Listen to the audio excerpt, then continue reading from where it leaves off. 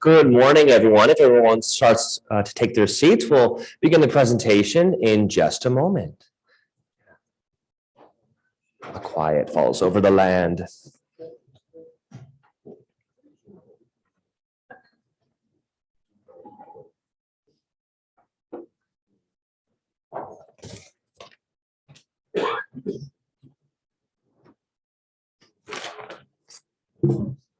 Okay, well, I want to thank everyone for coming out this morning to Clean Lakes Science Cafe 101. Raise your hands if you were here for the annual meeting last month. Just a month ago. Yeah, so a good chunk of us, about a third of us. So thanks for your commitment to the Clean Lakes cause and coming back for another little learning lesson today. My name is Max Saparis. I'm a meteorologist at Channel 27, the ABC station here in Madison. Just running on in. I do the morning show, so wrapping up some Good Morning America hits and then coming to hang out with you guys for the next hour. We are proud sponsors of Clean Lakes Science 101 Cafe and are proud sponsors with Clean Lakes in general as well. They do great work and I love being a part of them. Okay, well, so we're past Memorial Day. I know it's raining today, but obviously we're usually waiting for boat season. Maybe some of you have already been out on the waters, but they're waiting for us now that we're into the warmer months. And a reminder, if you are visiting a lakeside park or beach, you want to download Clean Lakes Alliance free LAKEFOREACST app, which has real-time water temp and clarity for all 80 locations along the 5 Yahara chain of lakes in the greater Madison area. I believe that's also lakeforecast.org. Is that correct? That's what I use at work because I'll show beach conditions too, you know, if the weather's nice enough. Not today, right? But Lake Forecast volunteers monitor any reports on cyanobacteria, that's blue-green algae, and any of those blooms, which leads to this morning's talk, actually, which is season ahead algal bloom forecasting. So how they predict where these blooms will actually be. And there actually are a couple closures this morning we reported on because of already some of those blue-green algae blooms getting going. In recent decades, cultural eutrophication of coastal waters and inland lakes around the world is contributing to a rapid expansion of this harmful blue-green algae.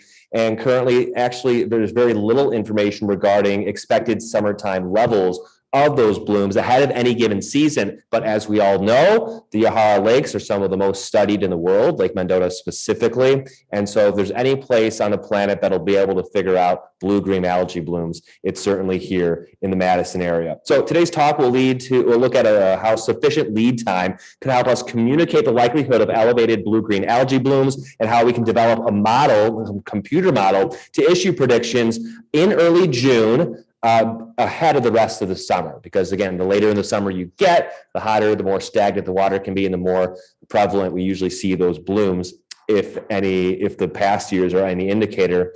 At the end of this talk, I'll be back to take some questions for our in-person audience, and if you're watching virtually, thanks so much for tuning in as well. We'll be able to take your questions, pass those along to those manning the computers, and we'll take them to have our presenter talk about those too.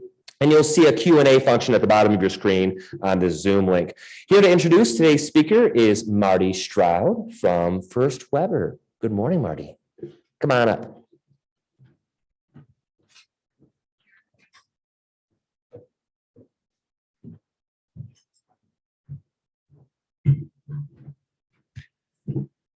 Good morning. Thanks, Max. A little hard to follow a TV broadcaster, but I'm up for the challenge. So along with Johnson Financial Group, First Weber is proud to be a presenting sponsor of these talks. Joining us sponsoring Clean Lakes 101 is hosting sponsor, the Edgewater, and supporting sponsor, National Guardian Life Insurance Company, right around the corner. Our production partners are the UW-Nelson Institute for Environmental Studies and the UW Extension. And as Max said, we are happy to have WKOW as a media sponsor. Two quick things before we get started. First, the annual Loop the Lake bike ride is a little over a week away. This event, held this year on Saturday, June 18th, starts and ends at beautiful Old Brook Park with stops along the way. All registered riders receive a super soft shirt, compliments of Land's End, as well as a food item from one of 9 food carts and a beverage, compliments of Wisconsin distributors. As always, kids 10 and under ride free with a paid adult. Really great event to get out, see the lake, have a fun ride with family and friends. Really encourage that. If you haven't signed up for this family-friendly ride, do it today by visiting cleanlakesalliance.org. Second, if you haven't renewed your individual friend donation or business or organization lake partner donation, now is the time. Visit cleanlakesalliance.org/donate to make that donation. Reminder, these talks are free all year long to friend and lake partner donors. Okay, back to today's talk, which Max said is titled Season Ahead Algal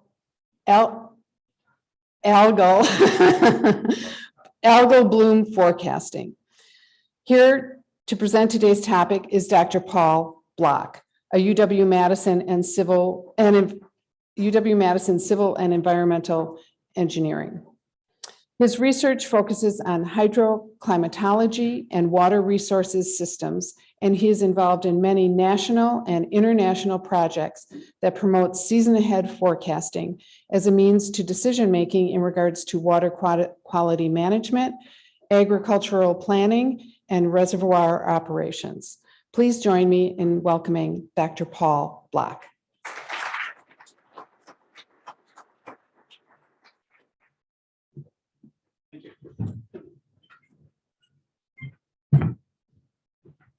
Well, good morning, everyone, and thank you to Max and thank you to Marty for the introductions and for sponsoring these events. And of course, thank you to Clean Lakes Alliance for hosting and the Edgewater as well. I'm excited to have this opportunity to present this morning and some of the work that we're doing on Lake Mendota and the greater chain of lakes related to water quality. Of course, I need to mention that it's really the students and the members of my research group that do this work, so that I'm actually here representing them, and some of them are listed here, specifically Max, who is a current PhD student. You'll see a picture of him later in the talk, and then some former students, Brian and Caitlin and Katie. So yes, even though it's raining this morning, I'm sure many of you are excited as we are swinging into summer. We live in Wisconsin, so we oftentimes think about recreating on lakes or in lakes. And we also know that, unfortunately, the coming of summer sometimes means that there are elevated levels of blue-green algae or cyanobacteria blooms in our lakes. And these can obviously cause disruption to our recreational activities. They can be a nuisance, and they are, incredibly impactful to the aquatic life within the lake itself.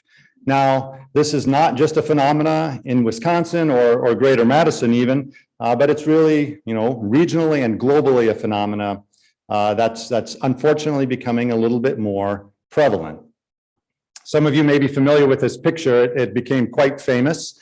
It's a picture of water that's coming out of the Toledo drinking water system when they had a massive harmful algal bloom some years back now. And so that took place at the intake to their water system. So although I'm not going to be talking about water systems today, and in Madison, of course, we get our water from groundwater, our drinking water from groundwater, not from the lakes. In many communities, this is a real concern and a challenge that they're having to deal with. Also, we think about the fact that these type of conditions, harmful algal blooms, typically thrive better in warmer environments. And so when we couple that with the fact that our environment is warming, the possibility of the prevalence of these is really just growing into the future. So that sounds like bad news. I entitled the next slide, "Why Do We Care?" Maybe that's obvious, but there are a number of reasons why we here in the greater Madison area may care about these things. As I mentioned, purely from perhaps an aesthetic perspective or a nuisance perspective, we care. I tend to joke that whenever I see a picture of the university in some, or Madison in some promotional activity, at least one in every two has the lakes featured, right? It's one of our greatest features and something that we're very proud of. This, I believe, can take away from that from an aesthetic perspective. Many of us live on the lakes, like to recreate on the lakes, play in the water themselves, visit the different beaches. And so these harmful algal blooms, elevated levels of cyanobacteria can impact those activities as well. As I mentioned, drinking water systems certainly can be impacted by these. These harmful algal blooms, when they form, as I'm sure many of you know, have the potential to release toxins, and specifically neurotoxins, which are harmful to animals, but people as well.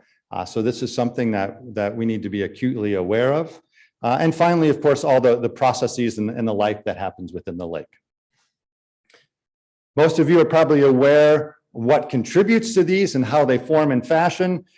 This could probably be a semester-long class, which I would not be prepared myself to teach, but to try to wrap this up in one slide, there are lots of different sources, both from urban and residential runoff, leaves that come off our yards, fertilizers, pesticides, different types of activities that contribute to runoff that eventually makes its way to the lakes in terms of phosphorus and in terms of nitrates. Agricultural applications upstream of the lakes also contribute to these. And legacy nutrients. So even if there were no phosphorus, no nitrates going into our rivers and lakes now, we know that we would have the potential to see elevated levels of cyanobacteria or blue-green algae for, let's fill in the blank. I think no one really knows, years and years to come, just due to these legacy nutrients that get resuspended. So the reality is the impacts of this are quite costly, right? And it threatens our public safety. And so this has become motivation for us to try to understand a little bit better what's happening. And so what I want to emphasize here is it's not the same every year. And those of you that are familiar with the lakes and have seen blue-green algae or harmful algal blooms realize this. Some summers, there are higher levels or higher numbers of these than other summers. And that's what this figure is trying to indicate. Some summers, the prevalence is rather low. Some summers, it's rather high. And so what are some of the driving factors that lead to this? Even if the same actions from an anthropogenic or people perspective take place in the spring and in the summer, it could still result in very different lake water quality conditions. So that's what we tried to explore a little bit. What are some of the other factors that are going into this? And ideally, what we'd like to be able to say is there some way we might be able to know in advance what type of summer it's going to be? Is it going to be a summer where we expect a large number of blooms, we expect these levels to be elevated, or is it a summer where there might be a lesser number of them? Okay, so if we had that type of information, what might we be able to do with it? And we've been really fortunate to have partners, which I'll mention later, indicate that this type of information would be valuable, maybe purely from a public awareness perspective, that if we have an expectation of what's coming this summer, this can be useful either through media or through other type of information sources. More signage or less signage could be a way that we use this type of information. Training, for example, probability of these type of conditions in the summer. When these conditions are noticed, either by citizen scientists or others, we know that the public health department comes out and does testing. And so how much testing might they expect to have to do in a summer? And how much budgeting do they need to put towards those things? This is just a few of the ideas of how this information might be able to be helpful. But it requires some lead time. And so what I'm going to talk about today is not lead time of a few days or lead time of a few weeks, but even a little bit longer lead time. And what can we understand about the probability of high or low cyanobacteria levels from some time in advance? So I want to be sure to be clear here and make a demarcation between what we define as weather and what we define as climate. And in terms of weather, what we're really thinking about is what's happening today, what's happening tomorrow, right? It's raining today, and we call that an event. So that's really the weather. Yesterday was unseasonably cool, right? So that's the weather. Climate is what happens across a number of months or a longer term. This spring overall perhaps was unseasonably cool. Last winter, we experienced more snow than average. Those are the type of things where we talk about climate. So what happens across the season? So today I'm going to really focus on the climate side of things. So we are, and this might be disappointing to some of you. If you leave, I don't blame you. We're not going to predict what's happening next week. I'm not going to be able to tell you if your July 4th picnic on the lake should be canceled or not due to cyanobacteria blooms. What we're really going to say is, what are the conditions expected to be like across the summertime? And there are a number of reasons we need to focus on this level. So really to focus on this climate time scale. So what that means is we have to understand what's happening in the springtime, and we'll define that here as March, April, May, to be able to then make predictions of how we expect the summertime conditions to unfold. So thinking about the external processes on the lake, generally, to put this in terms of a cartoon, we have some kind of nutrients, phosphorus, nitrates, et cetera, that are on the landscape. And then we get these precipitation events. Particularly, we are interested in heavier precipitation events that have the opportunity to wash these nutrients into the rivers and then into the lakes. So we look for the number of these type of heavy precipitation events across the springtime season that then flush these nutrients into the lake. And then once these nutrients are in the lake and the temperatures start to warm up, we see that there is the potential then for some of these blue-green algae to form a bloom. Now, there are lots of more physical, biological, and chemical processes involved in this that I am admittedly very much glossing over right now. And of course, when we have these blooms, then we have the potential for beach closures and other restrictions. So really what we want to do is we want to identify some of the important processes that happen in the spring, arguably before we would see any cyanobacteria in the lake, and understand how they affect the summertime. So some of these are what I'm defining as local processes. So they involve things like hydrology, precipitation events, soil moisture, the flows in the Yahara River that are coming into the chain of lakes, et cetera. And then obviously others include how much of these nutrients are on the landscape, temperatures, et cetera. The other piece that we in my group study quite a bit, and I'll just talk about briefly today, is trying to understand the impact of the global climate on local climate conditions. And so here we have a picture of sea surface temperatures. So these are the global ocean temperatures. And we happen to know that when the equatorial Pacific Ocean is warmer or cooler than average, that has global impacts on temperature and on precipitation. And so, for example, we know that when the sea surface temperatures are warmer than average in the equatorial Pacific, that has an influence on temperatures in Wisconsin and snowfall and precipitation. And so we call these teleconnections. And these teleconnections are not pure in that we can say exactly what will happen, but they shift the odds somewhat in terms of, do we expect a rainier than average summer or a higher than average snowfall in the wintertime? So some of our research then looks at understanding the relationship between cyanobacteria in our lakes and what's happening then in the oceans, and how there might be a connection there. And so I'll speak about that just a little bit more later. So the question that we're really trying to answer then is this one. Can season ahead prediction models capture this variability, this year-to-year variability in cyanobacteria abundance? And then the second add-on question is that actually informative for some type of lake management? Now, these forecasts or operational forecasts do exist. The National Weather Service, part of NOAA, issues these type of forecasts for different places like Lake Erie. This one that here is for the Gulf of Mexico. I believe Chesapeake Bay has one as well. And these are very useful. These operational forecasts are at shorter timescales on order of 1 to 2 weeks. So again, we're asking the question, can we say something from a longer lead? And there may be a different set of actions that one could take from a longer lead versus a shorter lead. So neither of these are trying to supplant one or the other. They work actually complementary. So we looked at many different variables across the springtime. And really, we focused in on a couple of them locally that seem to have a notable influence on cyanobacteria levels in the summer.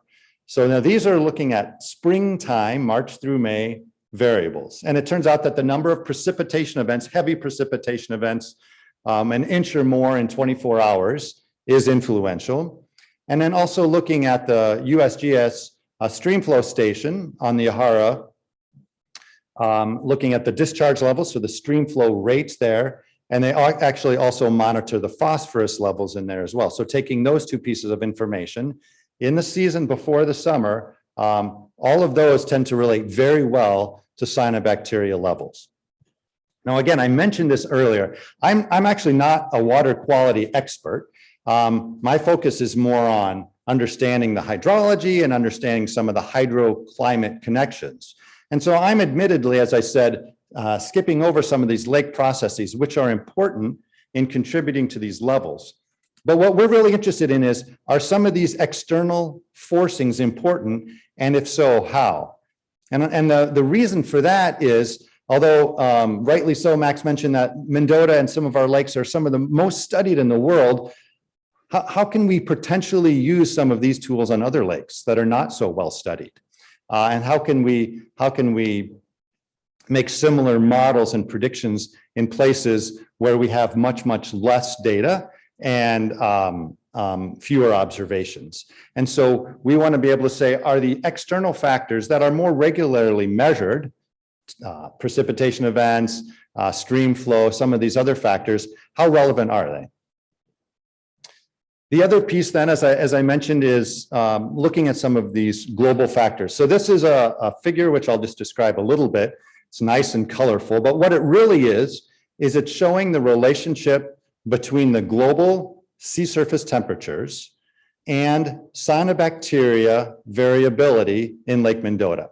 So what we actually do is we take the annual or the summertime cyanobacteria conditions in Lake Mendota, and we correlate that with globally all these sea surface temperature grids. And what we hope to see is that if there are areas that pop out that are highly correlated, either positively or negatively. And we see that there's this region in the equatorial Pacific that has a relatively strong connection or correlation with Lake Mendota cyanobacteria.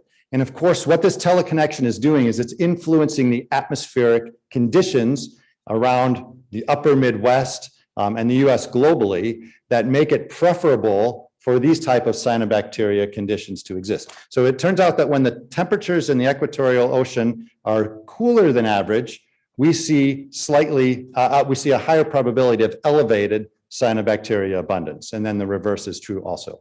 So what we want to do is we want to bring all of these connections together, both of these global influences and some of these local influences. This is one that I think some of us are less familiar with, but it's a reminder that our climate system is extremely well connected. So we build this model and we put in these different factors, and I'm not going to go into the details of the mathematical model, but essentially what we want to do is try to capture how well historically we would have done, how well would this model have performed if we'd had it in place, in this case, since 1995, and this is generally when we start to have good data from Lake Mendota. And so how well would this model have done?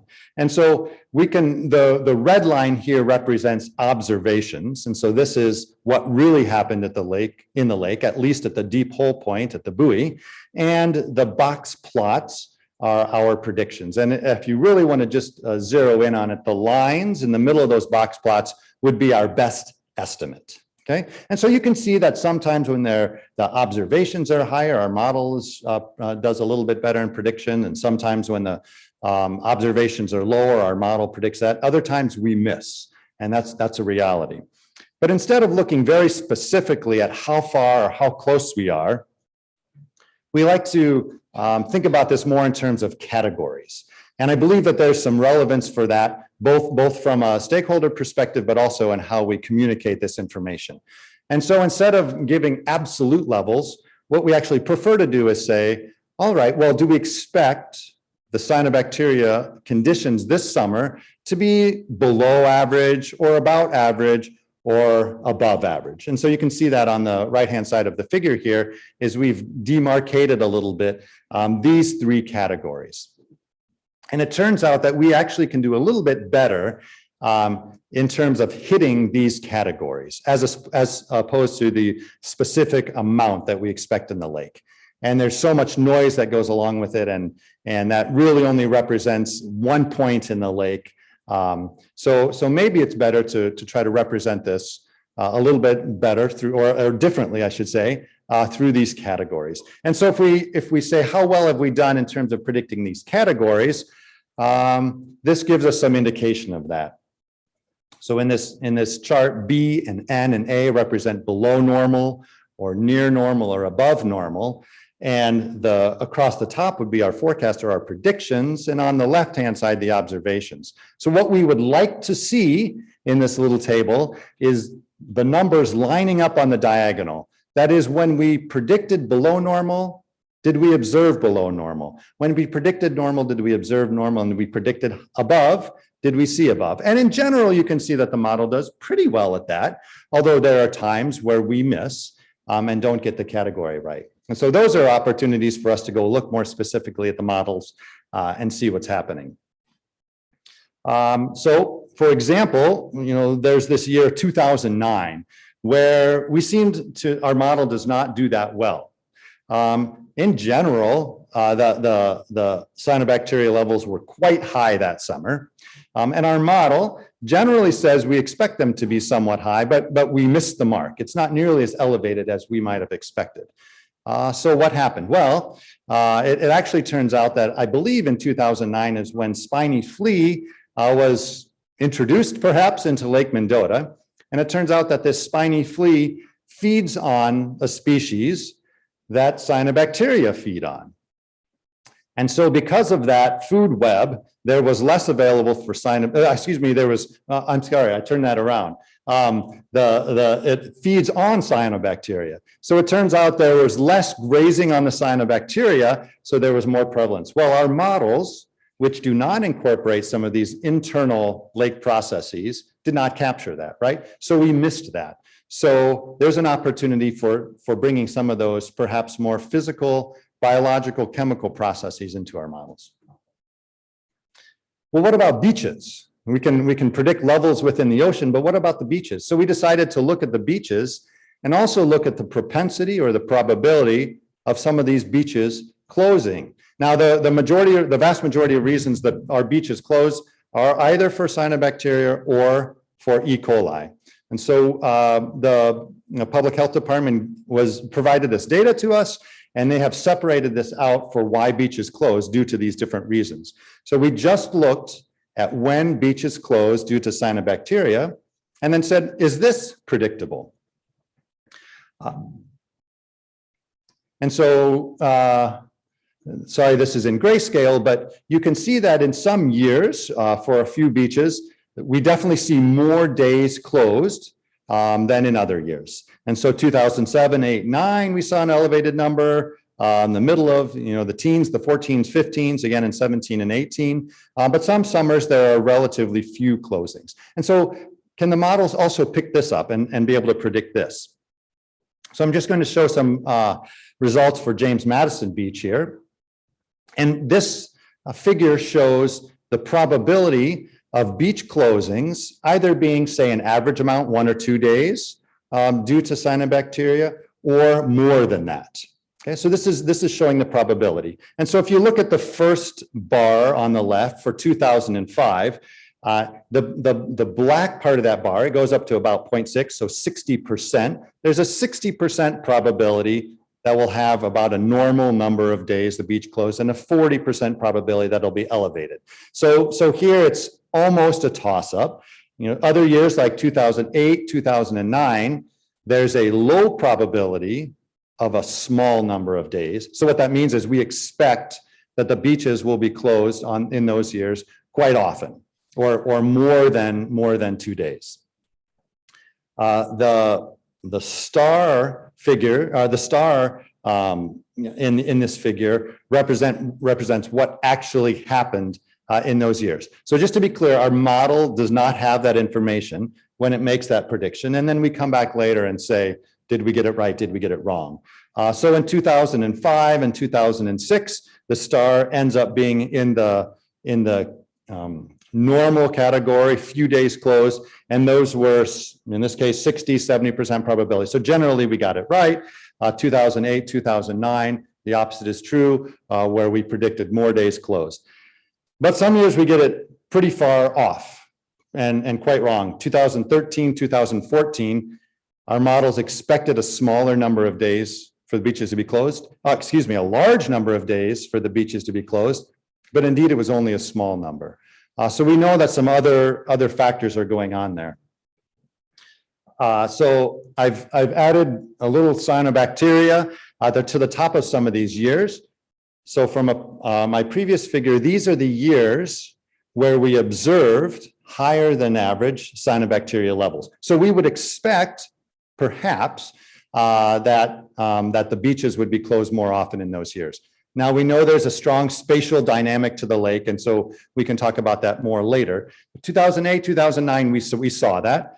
Certainly those years were years when the beaches closed more often, the same thing in 2018. 2015 was, again, maybe a toss-up. 2013 is really interesting because our models predicted an above average cyanobacteria. We predicted more beaches to be closed, but that didn't happen. So there will always be years where the models just don't quite get it right. One more piece of this then was we asked the question, well, these predictions that we're making are from the beginning of June, and then they are for the summertime season. Well, what if we made another prediction at the end of June, when we have a little bit more information about how the summer season has been unfolding, and then predict July and August? We know historically most of the blooms and the higher levels of cyanobacteria are occurring later in the summer, although unfortunately it sounds like some of them have been occurring already so far in June. So we built another model that was just an update of this prediction, used similar factors, but now we also included something called this floating algae index. And really, this is information that we are able to gather from satellite information, from satellite data, and it's showing observations across June for Lake Mendota from this remotely sensed information. And it turns out this is really useful and helpful in predicting what's going to happen in the next 2 months in July and August. And so our model actually does even a little bit better in the end of June. Okay, so I'm sure some of you might be asking, well, it is the beginning of June. What is this summer perhaps going to look like? And so here's the prediction that's fairly hot off the press for what we think this summer will look like. And although this is not extremely exciting and probably too small for most of you to read, I'll walk you through this just a little bit. So you'll remember that we defined these categories of, do we expect cyanobacteria abundance to be below normal or near normal or above normal? And it turns out that our predictions are for a high likelihood of being at normal or above normal. And in fact, our models are saying there's nearly a 96% chance that it will be near normal or above normal levels. Now, I want to be clear, it does not indicate that there will be more blooms than average, but the probability for having these blooms will be higher than average if indeed the cyanobacteria levels are higher. And by fairly wide margin, we expect actually that these levels to be above normal. So if we look at some of the factors that go into this, the number of precipitation events in this spring, were higher than average, so that's contributing to it. The discharge levels were not that much higher, but the sea surface temperatures were cooler than average, which could also lead to expectation of higher than average cyanobacteria conditions. Well, this is an interesting year because even though we're predicting that, the models are also saying we're not expecting, with a high probability, a large number of beach days closed.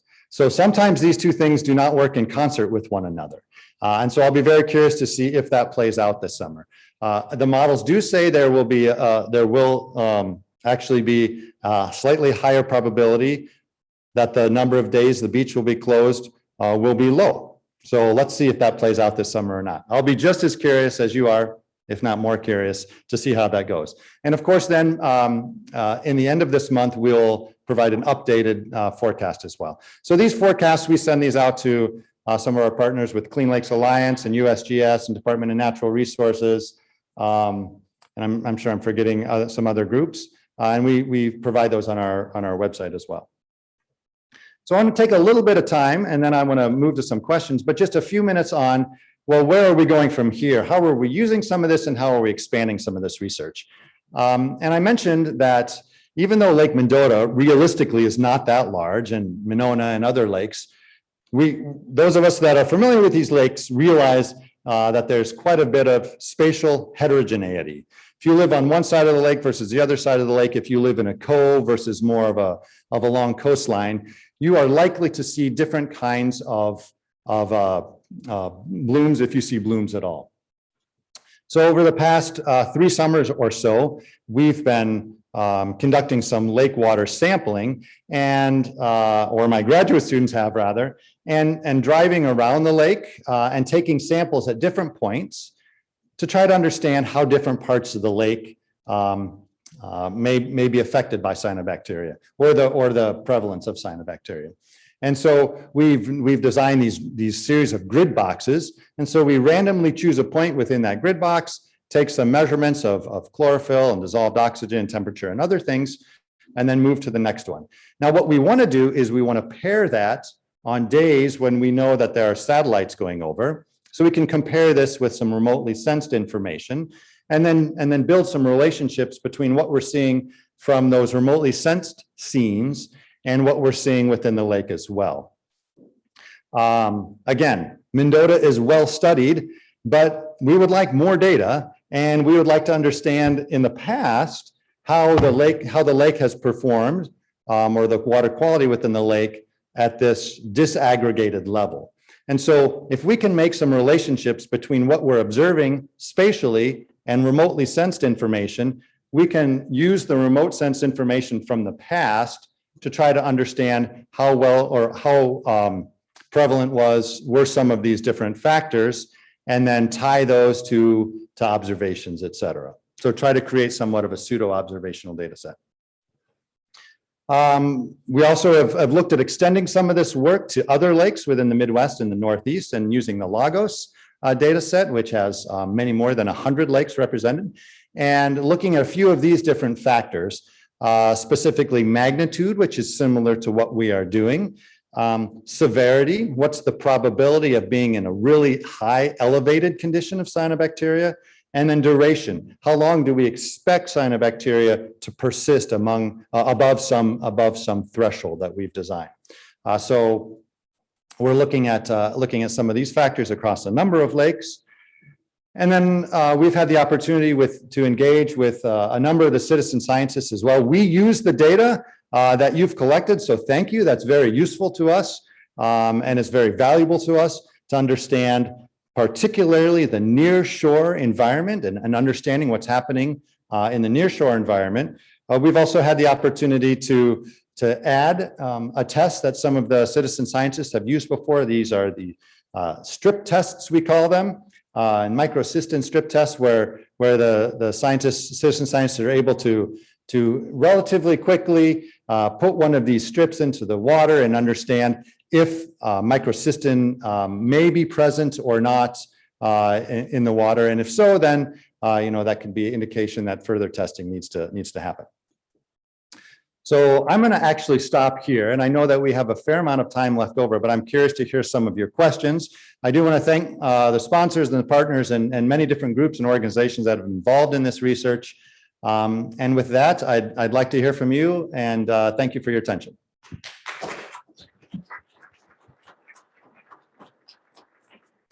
Thanks to Dr. Black. I want to start off with a personal question, because I think we all learned today that it isn't just an upward trend consistently. Year to years have a lot of different changes with how the blue-green algae blooms look. My thought was, because of our warming climate, because of our increased heavier rain events that will continue to increase in the given years, are we seeing an overall trend? But I know that might be hard to ask with data only going back to the mid-90s. But what do you think about that? Because you touched on that early on. Yeah, it's a great question. It's a great question, right? Right. So of the, we'll say, relatively limited data set that we have over the last couple of decades, there's no apparent trend, increasing or decreasing. When we look at the climate factors and the hydrologic factors, yes, I think the probability of increased blooms certainly will increase, right? Because of these heavier precipitation events, because of the warming conditions. What we do want to say, though, is we also need to couple this with the availability or perhaps the lack of availability of nutrients on the landscape, right? So lots of work is being done to try to reduce those in the upper part of the basin in agriculture, efforts that are suck the muck, efforts that are being done at the residential in terms of leaf collection, et cetera. So these two things are in balance. No, that's probably a wrong way to say it. These two things are perhaps competing with each other a little bit in terms of which one's going to win out. I don't know. But the reality is, and I think it's fortunate, at least on Mendota, we're not seeing a higher frequency of these happening. If I had to project into the future, I'm not sure, but well, let's hope not. Interesting. All right, we'll start taking some questions. We'll start in person, then we got some virtual questions too. So stand by. Here you go. How do you factor wind into this? Because when it's a calm, hot day, I often get the toxic algae. Right, exactly. So there are a lot of weather-based, wind, et cetera, factors that are really important. And so other colleagues at the university are studying these hydrodynamics a little bit more. And so again, our models are not able to take into account winds that would then say there's a higher likelihood that we'll see blooms on the southern part of the lake versus the eastern part of the lake, et cetera. But you're exactly right that these type of conditions, and maybe most specifically wind, really do affect where that's happening in the lake. So we hope to understand that a little bit better. And those are aspects that the spatial sampling that we're doing, the citizen science nearshore observations that are being taken, those help us to really inform that a lot better. Unfortunately, we're not in a position to be able to predict that, although it's not even really anecdotal, right? It's pretty clear that when the winds are from certain directions, we have an idea of where the blooms may end up. Yeah. We'll go to Adam for a virtual question. We got a question online here. And I actually, from Chuck, who kind of asked two questions. His first one was, is phosphorus or nitrogen the controlling nutrient in cyanobacteria growth? And then he had a follow-up, which was an interesting one. Does the presence of zebra mussels affect cyanobacteria growth? Good. So I'm going to make a qualifier at the beginning. My expertise is much more in hydrology and water resources than in water quality. So I'm limited in how I'm able to describe this. And so if anybody else wants to jump in the room, feel free. My understanding is both of those are important. Both nitrates and phosphorus are important, and we need to consider both of those. We actually do look at both of those in our models. I think I really just mentioned phosphorus today. The levels of nitrates are potentially important, although they did not, in our particular model, come out as strongly as some of the other factors. I can't really comment on zebra mussels. I haven't seen that myself as much.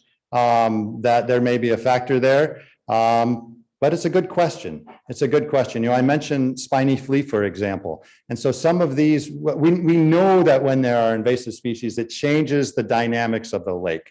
How that affects cyanobacteria is being studied by others, particularly folks at the university, Department of Natural Resources, et cetera. But I can't say for sure myself. All right, great online question. We'll head here first and then come to the back after. Thank you. What about winter events, like a winter thaw and rain? in January, does that affect cyanobacteria in the summer? That's a good question, right? And so we did look at ice on and ice, or I should probably say ice off dates, and to see if warmer temperatures earlier, and particularly when the lake is open, if that tends to be an important factor. We didn't really see that it was, so that didn't come out to play as much. And the amount of snowfall or rainfall in the winter also didn't seem to be nearly as important as the springtime events. But it's a great point. And we did try to look at factors in the winter and even perhaps the previous summer conditions. Those tended to have less of an influence. And I think that, there's enough turnover and enough happening in the lake that one summertime does not seem to be related too much to the next summertime, at least from this particular condition. Since cyanobacteria can be pretty different depending on the location in the lakes, and you're looking at the buoy, right? Buoy information. Can you explain a little bit about how you define a bloom? Is the bloom then as defined by certain levels of, like, I believe it's phycocyanin that the buoy is measuring at that particular location? And if the second part of my question in terms of after how you define blooms is, could you speak a little bit about how the citizen data, the lake forecast monitoring data around the near shore might be able to be used to, further define or characterize those blooms as they occur? Yeah, that's a great question. That's a great question. And I want to be really clear. And again, this might be a little disappointing, but we're not actually predicting blooms themselves. So we make a prediction, and it's not to say we'll have 5 notable visible blooms on the lake. So what we're really predicting is the level of cyanobacteria within the lake. And then that has the elevated probability of these blooms forming. So there are a lot of dynamics and lake processes that go into blooms forming, right? And so we're not actually predicting if or when a bloom will form, but really the conditions that are ripe for that to happen. And I'd say $1 million question, but it's probably much more than that, is a bloom going to form? Right. And that to my knowledge is incredibly difficult to actually predict, particularly at a longer lead. When you get down to the shorter lead time, perhaps so. So again, it may feel a little less informative, but what we're really trying to predict is, are the conditions ripe for blooms to occur across the summer? In terms of the citizen lake data, that's going to hopefully pair very well with the spatial lake data that we're taking. And so now we'll try to have a much better understanding, because again, with the remotely sensed data, it gives us conditions at many points across the lake. Right? These satellites are high enough resolution that we can, from them, get different information in the northwest or the southeast part of the lake, et cetera. So we'll try to couple those and put those all together. The citizen science data is also very useful when we think about beach closings, because obviously those are nearshore activities. And what's happening at the buoy, although we have a long data set there, may not be reflective of what's happening at the beaches and what's happening at the different along the different shores. So I think the citizen science data that's collected is really useful when you're thinking about those nearshore processes, and in our case, maybe beaches. We'll go to Adam for an online question. Yeah, this question is from Jan. Jan asks a few questions here, wondering what measures are being taken in lake and in catchment to reduce blue-green algae? How effective are they? And will they reduce levels low enough to reduce the high bloom frequency? And how long will that take? I mean, that's a very a string of questions, but I think something that a lot of people are kind of wanting to know is, hey, how fast is this going to work? Yeah, it's a great question, and I think many in the room are familiar with many of the activities in the upper parts of the basin and suck the muck within the lakes and I should say in the water bodies contributing to the lakes, et cetera. So the reality is a lot of efforts have gone into this, and those are really important efforts. How effective they are, I think, is still an open question, right? Are they effective? Absolutely. Are they going to show impacts next year? I'm not sure. How do you judge this? Are we already seeing impacts? I would say yes, but we do have these legacy nutrients from decades and decades that are being resuspended, right? These are eventually being flushed through the system. And so the overall goal, of course, is that the total content of nutrients that are entering the system is going down, right? But it might not be as at a rapid rate as we would like to see. I'm in the business of making predictions, but I'm not in the business of predicting when it may be at a level when these nearly disappear. Again, we have some competing factors in that they are more easily being washed into our lakes and streams. Elevated temperatures in the summertime contributing to the possibility of these blooms more. So there are multiple things that are going on.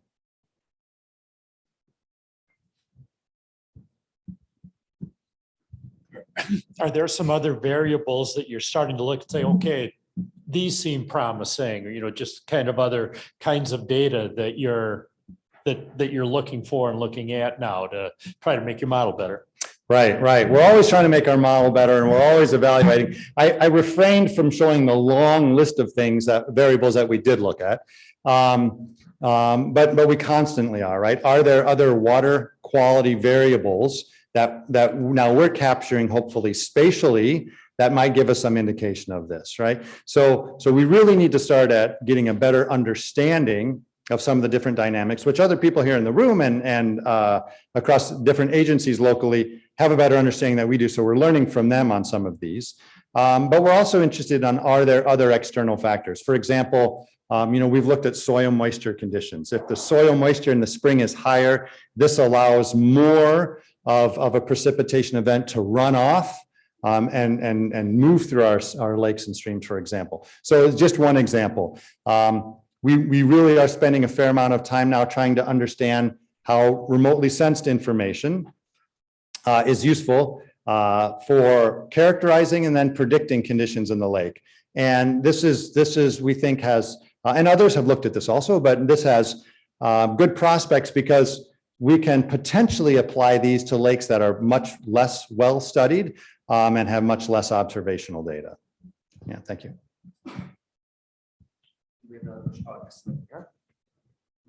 And if we run out of questions, I have like 4, so. So based on your sampling data, is there a area of Lake Mendota where these blooms tend to concentrate? Very good question, a very good question. And I'm not sure that we've looked at our data quite enough to be able to say that, which is the answer that I can give at this point. I think some others might know, and I think some of the citizen scientists know that, when you look at some of the areas that are in coves where the water tends to not be as quickly flushed through the system, maybe doesn't have to stagnate, but holds in place a little bit longer. At least along the coastal areas, this is where we see some of the higher probabilities for these blooms. In the open water areas, I think that we're still evaluating that a little bit more. Winds tend to be more from the west, right, and pushing the surface conditions more toward the east. So I think central and east is sometimes where we generally see these a little bit more. But I don't want to characterize it completely. Yeah. So thank you. I feel like I live off of Lake Mendota over near Wikiwalk Bay, near Frostwood, and we're on I feel like we always have blooms over there, with the windward side. So we'll go to Adam for an online question again. This is a pretty simple one, but actually a pretty interesting one. Someone was wondering, is there a minimum water temperature in which cyanobacteria blooms occur? It's a good question. I don't have the answer to that. To my knowledge, I have never seen a bloom when the lake is frozen over. So the answer is yes, right? So somewhere between frozen and warm would be so there is a minimum temperature, right? I don't know that that's a management mechanism that we could take advantage of. It's a good question, right? Because we know that water temperature is important. And if we have an unseasonably cool spring or summer, we probably do have the likelihood of lower number of blooms. I don't know if we can chip off icebergs and feed them down to Lake Mendota to keep our water temperatures cooler or not. That would cause a plethora of other problems. You started off with a slide about resources that might be needed or how we could use this data, which was also about the frequency of testing and how we would notify people at beaches. And then your model showed that maybe the model for beach closing a little bit more variable than you would have liked.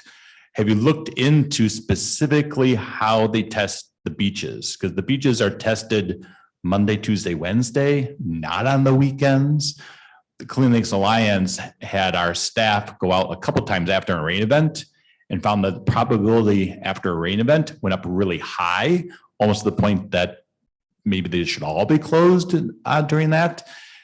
I think the resources might factor into your probable scale. Have you looked at how to get more beach testing, or would you recommend more beach testing? So as someone who is very dependent on observations, yes, right? If it could be tested every day, we would love that. But it's probably not a reality, right? From financial perspectives. Maybe it is. So more of these tests at the beaches would certainly be valuable and useful. Your point is spot on in terms of the irregularity, I guess we could say, of testing. And that's not just at the beach. But when a satellite goes over, it could be a cloudy day, right? We are only sampling perhaps once a week, right? We're missing things, and we know that. When we characterize across the summer, we're averaging across a finite number of data points. It's not every day, it's every other week. So we acknowledge that, yes, we are missing that. Or potentially missing some of that. If we have more regular testing, the likelihood of an improved predictions and improved preparedness goes up, right? So you're right about that. I'm sorry, I think there was a second part of that question, but maybe I'm misremembering. But thank you. Yeah. Yeah, maybe about rain rates and afterwards. And yeah, exactly. When it rains, right? Yes, it's, if I have to make a recommendation, after a day like today or this afternoon, I would, think twice perhaps about going swimming in the lake during some of the summer months, right? It's the reality. There are some places, we haven't done this for Mendota, but there are some places that have like a stoplight approach. Is it a red or yellow, green? That's very much lined up with like what the CLA app looks like, right? And if you look at some of these models, and I'm thinking of some that are in Pennsylvania, if it's raining today, I can tell you that it's probably going to be a red day tomorrow, meaning that they're going to suggest avoiding going in the water. So although we've been talking about climate and average conditions, yes, these specific events, particularly heavy rainfall, do wash a lot into the lake. Yeah. All right, we're going to have to wrap it up. Unfortunately, we've had a lot of great questions for Dr. Block, but one more round of applause for him and chit-chatting with us. A lot of good information. Hopefully he'll stick around. If you want to ask him some questions later, we would love to see that. You can also email your questions to Clean Lakes Alliance. info@cleanlakesalliance.org. There you go. That's the link. You want to set Wednesday, July 13th on your calendars. Yes, get your phones out now. That is our next Clean Lakes 101 Science Cafe. The topic for July will be aquatic plant management, and that's going to be with Pete Jopke from the Wisconsin DNR. And of course, don't forget to sign up for the Loop the Lake. That's 1 week from this Saturday. And a lot of fun going on as we ride around the lake. So thank you so much again for joining us. I'm meteorologist Max Saparis from WKOW Channel 27, the ABC station, proud sponsors with Clean Lakes Alliance. And we'll see you back here next month for another interesting discussion. Once again, thanks to Dr. Block for talking with us today.